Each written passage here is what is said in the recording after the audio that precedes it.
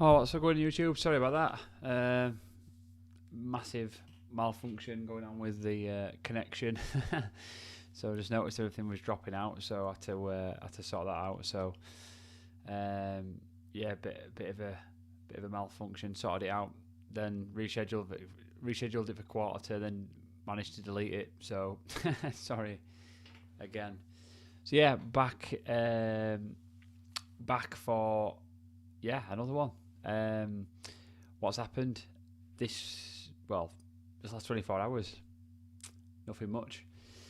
I just wanted a big shout out to say shout out like he's watching, but obviously I put it on our Instagram and definitely on the Twitter. I was just happy birthday to Scholesy, my favourite player of all time, my favourite United player, close with Wayne Rooney for me, but in terms of being a ginger as well, so definitely my my favourite player. So yes, Scholesy, happy birthday for, I believe it was yesterday. I'm losing the track of my days. And also happy birthday to Nanny today. I believe he's 35. So yeah, very well. I hope you have a good birthday, and what a legend. So two legends there, close birthdays. So happy birthday to both of them too. I'll just out of a bit of a kind of birthday courtesy to Nanny. Kind of wanted to get his stats up and have a quick look. I'm in the way. So yeah, better career than a lot of us tend to remember about Nanny. I mean, I remember Nanny. I was kind of 18 at the time when Nanny was coming into United, and obviously we were in that 2008 2009 team, and that was the kind of year where obviously there was a lot of big players there, and he was sort of in Ronaldo's shadow until Ronaldo then left in 2009, and then he went on and we kind of wanted Nani to do some bigger and better things. And to be fair to Nani, he did turn up in some of the big games, and against Arsenal, against Chelsea, against in some of the European games he turned up. And these are just his Premier League stats here. You can see. So as you can see, he'd scored 26. So pretty low percentage in terms of goals, but obviously his assists, I think he had 146 games, and out of that he scored 26 and assisted 43. Obviously headed goals pretty even on both feet. He was good with his left as well as his right. Scored one free kick, had 377 shots, good shots, just below half on target, or just over a quarter I should say on target. Hit the woodwork at times, big chances missed, 16. Seemed to like a lot more sometimes, bless him, when he was playing and we were watching him. But so that's in terms of his assist play, which I think if you were to compare him to Ronaldo, which a lot of people did, I know I did, and I know a lot of United fans did at the time, and probably still do to an extent. I think in terms of Nani's game, he was better. He was more of a team player than Ronaldo. I think that's fair to say. He's 43 assists, plenty of passes per match, was at sort of nearly 30 passes per match, which was a very high average for somebody in his position. That's an incredible start really, which obviously means that he was probably getting so many, like, obviously at least 29 touches of the ball per game, which is a significant amount of touches on average in a game. So big chances created, 24, which is funny because, well, clearly some of his crosses weren't regarded as big chances, but obviously he had 43 assists and only created 24 big chances. How that kind of works out. Cross percentage 23%. Obviously he was the reason that Rooney scored one of the greatest goals in a Man United derby with the overhead kick. He was the result of a cross. That cross when Rooney blasted it in overhead. Unreal. Slightly behind him, to be fair, maybe a bit of a sort of a poor cross if you like, but obviously put it in an area where Rooney was able to capitalise. But yeah, obviously famously Berbatov said, I think a few years ago when they was doing a bit of an interview podcast, whatever. Famously said that when he strolled up for his third or fourth goal, was it that he scored? Was it Liverpool in the Liverpool game in particular? When he said why he questioned, he was quizzed about why he was strolling up to the box instead of bombing forward when he played that ball out to Nani, and he just typically said, "Well, I know Nani messes around with the ball for half an hour, so there was no reason to rush." Because he was too busy doing step overs and drag backs before he'd cross the ball in. So, and I think that's sometimes the reason why United fans got a little frustrated at Nani, because that was what he was about, but it was his part of his game, and he was one of our big players, and I'm sure every single one of us would take him back now. A drop of a hat if we could rewind the clock and take a 20-odd-year-old Nani back to United. So yeah, just gonna shift that a little bit. Yeah, so sort this out a second.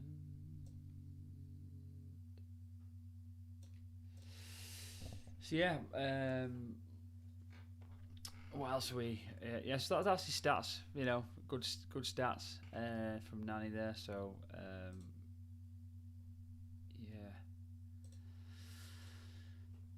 so what we're going to get into? So quickly talk about Zidane. Is Zidane on the cards? Is Zidane going to happen? Personally, I kind of hope that it doesn't happen. I don't think it's what we need. I don't think he would automatically settle. We don't need a manager coming in and not being able to settle. It's bad enough that we've got a lot of players who aren't settling. We need someone who's going to come in, understand the league, and hit the ground running, which I've been saying for now nearly a week and a half. So hopefully he does that, or the team do that, the club do that. But Zidane's not the answer. Zidane's not the one that we need in terms of getting us on track and getting us some focus and getting his feet on the ground. I don't personally think he is, and I know there's been a lot of bad feeling regarding Zidane in terms of his experience. Obviously, I know he's won a few Champions Leagues. I make it sound like it's just nothing, but he's won those Champions Leagues with Real Madrid and other titles. He did so over an unbelievable team. I'm not taking anything away from him, or not taking it away from him entirely, but he did have an unbelievable team, an unbelievable Ronaldo in that team, and some other players that were possibly knocking on the door for Ballon d'Ors as well. I mean, Modric as well in that team. Not even mentioning the likes of Ramos as well. So it's unbelievable team. I'm sorry, Bale, but and he's got players who all wanted to come into that team, or all wanted to win, and winning was all their goal was winning. Every single one of them, that they had that appetite and that desire to want to win. That's what's lacking in this Man United team. These players are not driven by wanting to win at all costs, wanting to set records and have titles and set history. They're not bothered about that. Clearly, what they're bothered about is cars, money, seemingly all that kind of sort of stuff. The social media aspect of what the game now brings, and that's disappointing. And that's what we need to be steering away from, and trying to find the players with that sort of appetite to want to come in and transform that and turn us back into that team that cared about wanting to win and set a legacy, and cared about the club. So I don't think Zidane is that person that's going to be able to do that for us. I think, he's was an unreal player. He's seemingly a respected coach because of his playing career by some of the more experienced and talented footballers at Real Madrid and in the world. Personally, I just don't feel like he would have that experience, and I think the big thing we've missed, and I'm definitely missing now with Ollie, is somebody who can get a grip of the media. the media is such a huge thing in any football team and any football club, but it's massive at Man United, huge at Man United in terms of getting a grip of what it is you're saying, how you're going to deal with disappointment, how we deal with expectation. I deal with wins, but seemingly like with expectation, how you address questions regarding title races or cup challenges, transfers, speculation about people leaving, all that kind of stuff really. And I know that comes with a lot of other clubs as well, but Man United's become now such a zoned in, magnified club for that issue, for those questions. And if you're not able to deal with that and address it and come across and articulate your views on those points, then it can show, and it can affect the team, and it can affect your confidence personally. And I think that's what's got under Ollie's skin. He's not able to just back those questions away. He should be sort of trained, or be training himself to expect those level of questions. When you're under pressure, your captain's not performing, Maguire. You expect to receive questions about Maguire's performance. Expect to receive questions about McTominay and Fred, as they've not been performing. It's obvious that the media are all over that saga. Expect to receive questions about Pogba. It's getting to January. Expect to receive questions about Pogba's future and about transfers required in January. Expect to receive comments about now Ronaldo when the team don't perform. When the team do perform, expect to receive questions about him. He's got to get into this kind of realm of expecting answers, or expecting questions, and delivering certain types of answers for those questions. At the moment, he's not doing that, and that's seemingly the problem. I find at the minute with oneill and Solskjaer that he's not trained to do that. So for me, that's a big key, and bringing Zidane in is just going to add another dimension to that really, where we're going to struggle to deal with the media. Zidane's a very nice guy, and I'm sure the Spanish media can get on your back, but he'll not experience anything like the English media before, and they'll just tear him to shreds, and before you know it, we'll be in another situation where players aren't performing, and he'll be wanting to grow hair just to tear it out. Brendan Rodgers, on the other hand, he's managed a big club in the league, almost won the league with that team, managed some big characters in that team, managed a situation at the time with Suarez and Evra, a racist scenario, a biting scenario. I think he was still there when that happened, where he had to deal without him. He was the manager, the resulting manager who gave Sturridge confidence to the point where he was performing at a world stage and a world level, where he looked like the best English striker that we had in the league and had in the world at that time, alongside Suarez.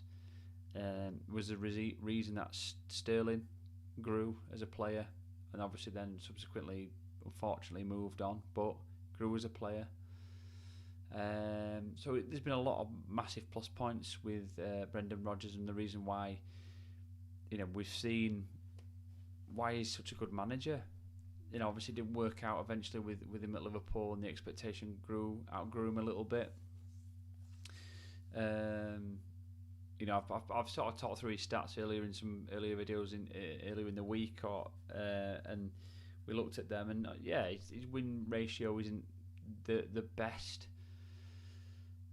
Does he deserve a crack at United? I think the way that, I can't recall how Liverpool left it with Rodgers, but I think he's certainly proven himself with Leicester. He's got them sort of back on the rails after Ranieri leaving and getting sacked, and he's got them back on the track really with that.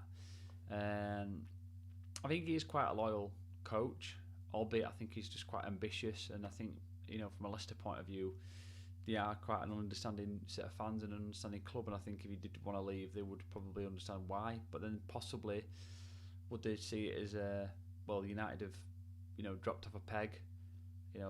Basically you're doing a sideways shift. Why are you going to United and helping them out when we need you and we could be in top four? So yeah, but ultimately we're one of the biggest and still are the biggest club in the world. We've still got the squad to back that up. We've still got the fan base to back that up. Stadium backs that up. The history backs that up. And someone like Brendan Rodgers isn't clearly not stupid. He'd obviously be wanting to snap your hand off for that job. And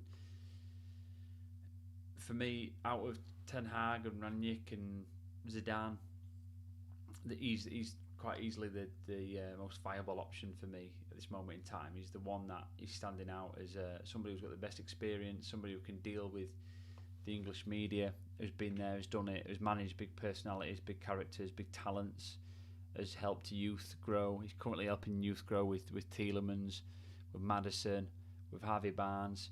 So he can do it. He can do it at United. And if he fails, I mean, I don't know how many times Roy Keane's got to warn us of this sort of fractured group of personalities. Everyone sort of blamed Mourinho for this black cloud that he brought, mainly because I think he'd had a history of doing it elsewhere, and he's still doing it. But now you look at the players that are performing at Roma, and Tammy Abraham, young English player. He gets him. He's got him ticking, and he's got him back in the England team.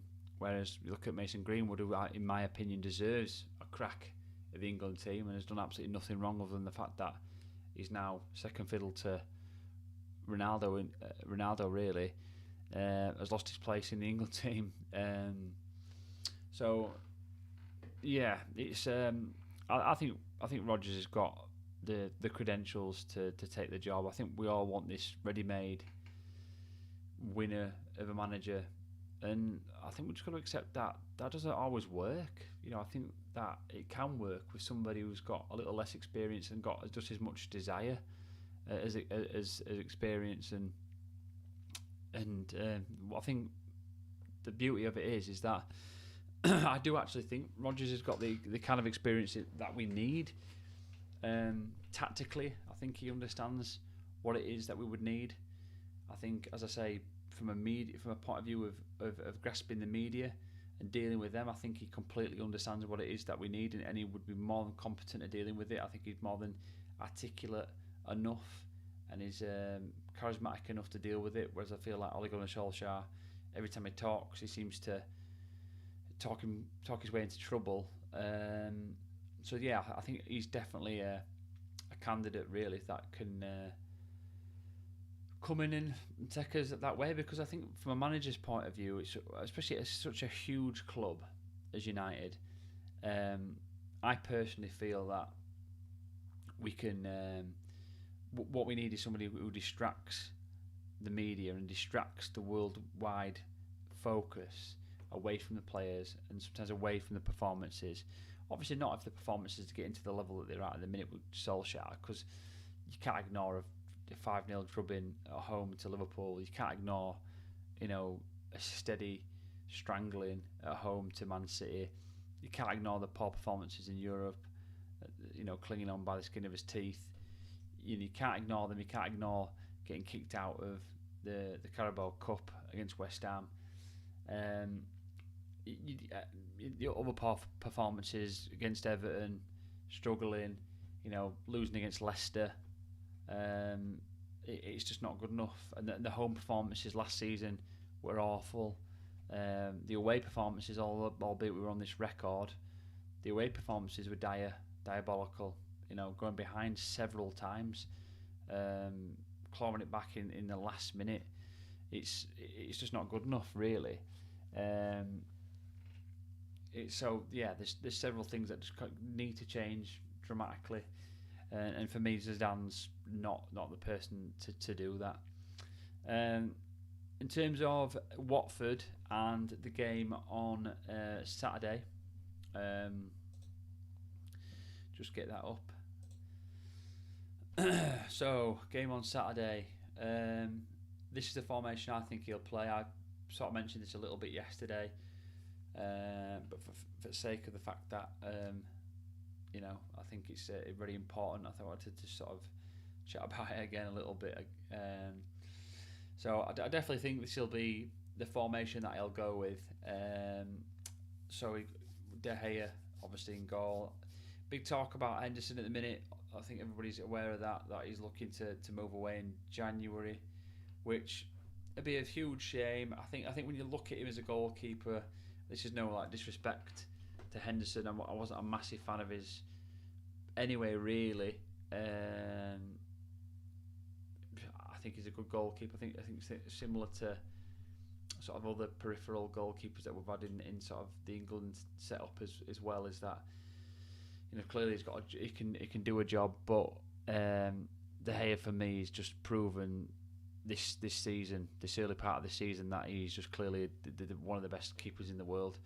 Obviously, what lets De Gea down is his distribution, which I just don't think will be part of his game, ever be part of his game. And I think if we can actually get that with a goalkeeper at United, that will transform us. And I think but we've got to let this De Gea, got to get through this next few seasons with De Gea, because I do think he deserves his place this season. And obviously, I can understand why Henderson wants game time. He's young, he's ambitious, he's a good goalkeeper, and he could eventually push his way into the England team if he plays regularly. So, to completely get it, completely understand that.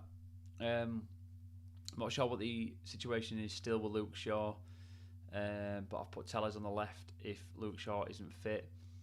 And no doubt, early part of this week, it's now Wednesday, that they've been working with Tellers to try and get him ready for Saturday's game. Lindelof, Maguire in the middle, which is obviously making us all a little nervous. Maguire he's come off the back of beating Albania pub team FC and Moldova, San Marino, and it's obviously you can't knock him. Scored 2 goals, performed well against opposition that he had to perform well against. But Watford's going to be a bigger challenge for him, believe it or not. Or as funny as that sounds, against so he's going to have to get used to that. Lindelof, I don't think he had a particularly good international break either, so that's not particularly encouraging. So them to need a big game in front of De Gea. Wan-Bissaka needs a big game down that right hand side. He needs to start proving himself as a capable, forward-thinking full-back, right-back.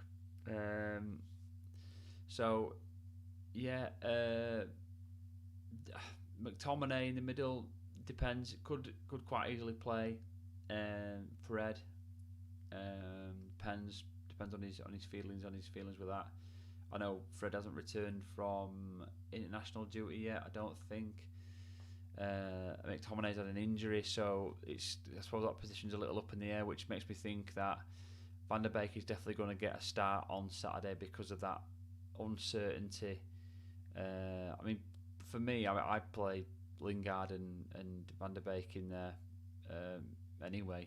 Then I'll leave McTominay and Fred out, but he's definitely going to go with McTominay in there. And I think Van der Beek is 100% going to get a start. I'd put a bet on that in terms of his start. If he manages to sort of get Fred and McTominay in there on Saturday, then that is just, well, for me it's fully taking the P really, in terms of not giving Van der Beek a shout, because Fred's not returned from international duty. It's now Wednesday. The game's Saturday afternoon, so he hasn't worked on anything at training, and he will obviously be turning up to maybe tomorrow, stroke sort of, whenever it is it returns. If it's not tomorrow, it'll be Friday, which is obviously way too late. And McTominay's still got illness or some sort of knock, so yeah, be interesting there. But Van der Beek for me has got to be starting on on Saturday. And a big game for him. He plays well. He, gets involved. He creates plenty of opportunities, and doesn't lose the ball and shows something about his game. Then we could be looking at a slightly new central midfield, which kind of,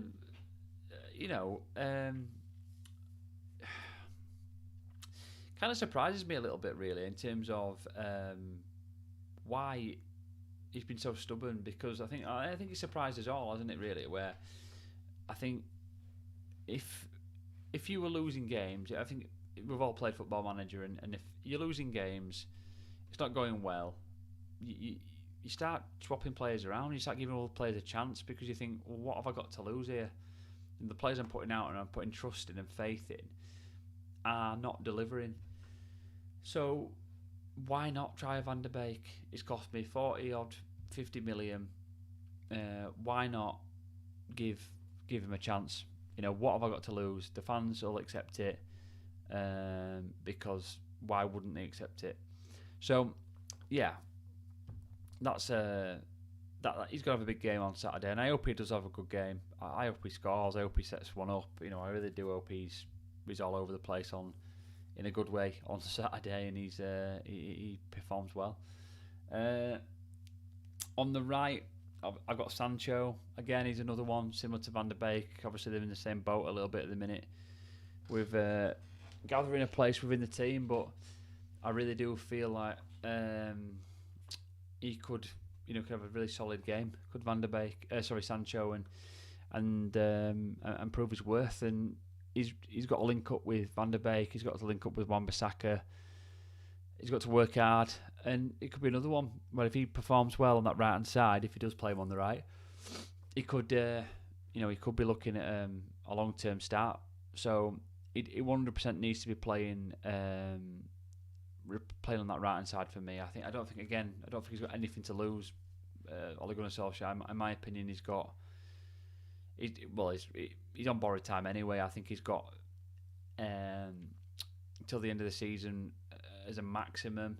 I think minimum he's got is probably each game as it comes. He loses again on Saturday. For me, I think he's got to go. I think the pressure will be far too great if he loses on Saturday. 100% loses his job if he loses against Villarreal. If he somehow manages to win the next two games and he's up against Chelsea and he loses, I think you could argue that he probably will still keep his job. But then against Arsenal, I think that's another clinching game. So I think for me, he's got to win his next two games, and then he's got to. I think Chelsea's got to try and just get something out of the game, and show some signs of ambition and fight, and then going into the Arsenal game, he's then got to get a result out of that. So 3 out of his next 4 games, he's got to win for me. So big one. I think we're going to be looking at a new manager. I think in the next 3 or 4 weeks. I think just frustrating that they've decided to do it a bit too late for me. But again, we could be seeing Brendan Rodgers in before the weekend with this club, and we could see it tomorrow or Friday. So you just never really know. So in centre midfield, they've got Bruno Fernandes. Bruno Fernandes sitting in centre attacking midfield role. He needs a big game. He's been underperforming so much of late, and whether that's because he feels isolated, whether he feels he's trying to drag his team through it, I'm not entirely sure. But he needs to start performing a little better in games and delivering. So another big game for Bruno. I think Rashford coming in. He's not done too bad since he's been playing.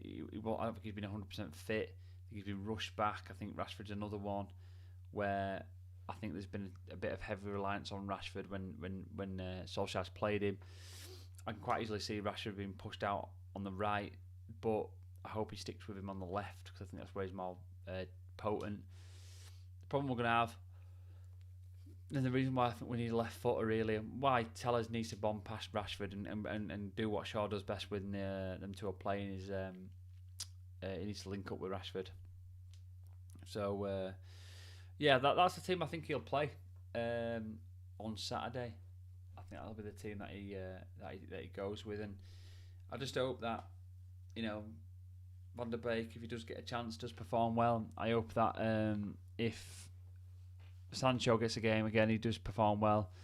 And mainly just for selfish reasons for them, really. I think that they deserve it. I think that Sancho's had some really unfair criticism, considering his game time and considering where he's played in the team and the games that we've had, and similar to Van der Beek. So, yeah, big game for them too. But there has to be some real sort of standout performances from some of the regulars, and that's three of the back four in Lindelof, Maguire, and Wan-Bissaka. I think they've got to step up and have a good game. Ronaldo, I don't think he's got anything to prove. I've not even mentioned Ronaldo, but I think he's just got to go out there and do it and play his game. And if we give him service, then he's going to score goals. That's the problem we've got at the minute, that I don't feel like we're delivering balls into that danger area for Ronaldo to react and to pick out. And that's what we need to do going forward. So I believe Sancho can do that from the right-hand side. I'm not as confident that Rashford will do that on the left. And what that means is we end up having a bit of a kind of an inverted, well, I'll do it in opposite directions. So we've got Sancho trying to go down one side and cross balls sort of into the box. So into the box. On the other side, on the other side we've got Rashford, who wants to play as an inverted winger, coming on his right hand side and shoot, whereas Sancho's doing the opposite. So it gets a little bit confusing for Ronaldo when he's got to deal with that kind of dynamic. If somebody's coming in on their right foot to shoot, it pulls you all over the place. It kind of isolates you in the game. It takes you out of the game because somebody's running into your position. If you're making runs into the box or coming short for a ball, it just takes you out of the game. So when you've got somebody crossing in balls, naturally what you're trying to do is find space and trying to find either pass behind, channels in behind, or near post runs or back post runs, whatever it may be, or trying to scramble up shorter balls. And that's why we need two potent wingers, both doing the same job on either side, and that's what we're desperately missing at the minute. And we don't have that. We don't have that person. We don't have that function. So we'll see. I think this will be the formation that he plays. It won't be the formation that I would 100% choose. I think I would trust Lingard. I don't think Bruno's or McTominay have performed to deserve a start. That might be harsh on Bruno, and Bruno's getting to that status where it's impossible to criticise him, but I think we'll all agree he's not been 100%, and when Lingard's come in, he's done absolutely nothing wrong. Did nothing wrong last season, and he's done nothing wrong this season when he's come in. So does he deserve a start? Does he deserve minutes? Yes to both. If I was a manager, or if I was Ole Gunnar Solskjaer, would I risk not playing Bruno? No, I wouldn't risk not playing Bruno. I'd play him, but I would give Lingard minutes in the game. I would give Lingard minutes, especially if the game's not going my way. And I'd be playing him in the centre, and I'd be trusting him that he can get something out of the game and get something. He worked well. How many times has he worked well with Ronaldo? How many times has he worked well with Ronaldo? Where he's either scored himself or he set Ronaldo up. Get him in the team. Get him in the team and get him playing alongside Ronaldo. He seems to work well with him. Don't know why he doesn't play him. And McTominay, yeah, he's got a big game. He's got a big game to have. So that'll be the team I think he will play on Saturday. And other than that, we will have to see. Thank you if you've been watching. If you do watch and watch it back, then thanks. Don't forget to like, share, subscribe, please. And I'll be doing another one hopefully tomorrow. We're getting a bit closer to Saturday, so more and more to talk about as we get closer to the game on Saturday. So obviously some news hopefully on what's happening with Ollie. go either in or out. Just need some news on what's happening. I think a bit of clarity will be good for us all in terms of what the idea is with that. Some feedback hopefully on some of the injury news will be good. Just on the final one on Pogba, I heard that they were sending him across. Was it Dubai? On some summer or some warm training, recovery training. I mean, nice if you can get it. One of the biggest clubs in the world, I suppose. They can afford and allow him to do that. But yeah, not bad if you've got an injury and you get to go to a nice warm country. So heard a bit about that. We'll be seeing back in the new year. I don't know. He's made it clear that he wants to play, he wants to stay, he wants to play for us.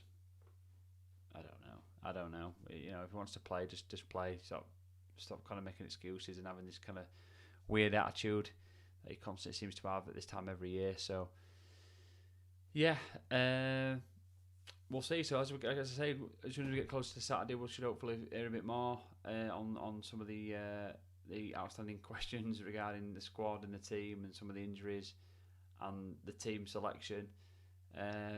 Just hope for a big game on Saturday and a big performance and a comfortable win, and then we can start looking towards Villarreal and then Chelsea. Yeah, right. Cheers for watching. Take it easy. See you in the next one.